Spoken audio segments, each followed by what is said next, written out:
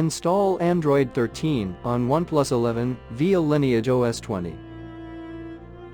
Please check the description for important notes and all the download links. First, download ROM and GApps packages, then transfer the downloaded files to the phone storage. Link is in the description below. Step 2. Boot your device into TWRP recovery.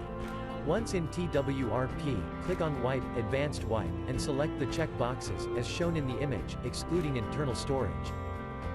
Step 4. Swipe the button to wipe the device. Step 5. Go back to the recovery main screen, and tap on the Install button. Step 6. Navigate to the storage, and select the ROM zip file. Step 7. Finally, swipe the button on the screen to install ROM file. Step 8.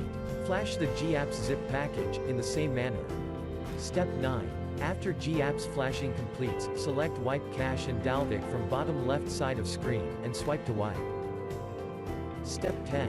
When the flashing process is complete, hit Reboot System. That's it, you have successfully installed the ROM on your device.